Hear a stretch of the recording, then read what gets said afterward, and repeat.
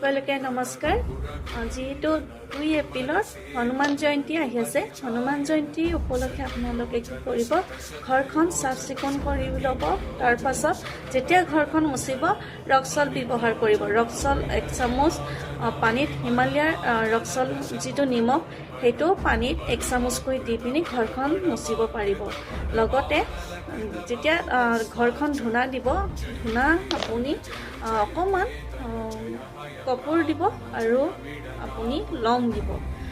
ঘৰখন গোটেই সম্পূৰ্ণকৈ ধূনা দিয়াৰ পাছত আপুনি যেতিয়া মন্দিৰ বা ঘৰত চাকি জ্বলাব, তেতিয়া আপুনি চামেলি তেল দিব, লগতে জবা ফুল, লগতে লাডু দিব। আৰু আপোনালোকে কি কৰিব, সেইদিনাখন 2 এপ্ৰিলৰ দিনাখন আপোনালোকে এখন বগা কাগজ ল'ব, ৰেড কলম ল'ব, ৰাম ৰাম ৰাম ৰাম কৰি যিমান পাৰে সিমানখিনি আপোনালোকে ৰাম ৰাম লিখি পিনি হাতত ল'ব।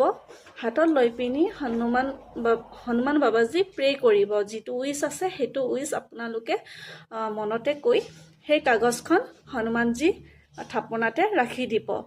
লগতে কি কৰিব, মন্দিৰত যদি আপোনালোকে যায়, তেতিয়াহ'লে আপোনালোকে যিকোনো বস্তু দান দিব। সেই কাপোৰ দিব পাৰে বা আপোনালোকে চাউল, দালি ইত্যাদি দান দিব।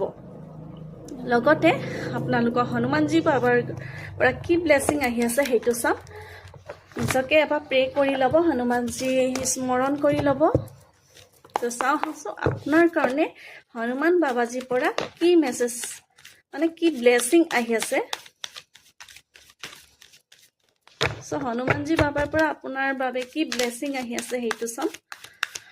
যিকোনো এখন ফাইল চিলেক্ট কৰি ল'ব। এনাৰ্জি ক্লেইম কৰিবলৈ ভিডিঅ'টো যিমান পাৰে শ্বেয়াৰ কৰিব, লগতে ফ'ল' লাইক কৰি দিব। চাওঁ আহক আপোনাৰ বাবে হনুমানজী বাবাৰ পৰা কি ব্লেছিং আহিছে। Card number 1, card number 2 and card number 3।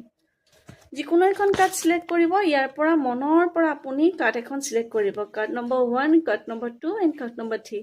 যিকোনো এখন কাৰ্ড চিলেক্ট কৰি কমেণ্ট বক্সত লিখিব আৰু টাইপ কৰিব জয় বজৰংবলী বুলি। থেংক ইউ, ধন্যবাদ।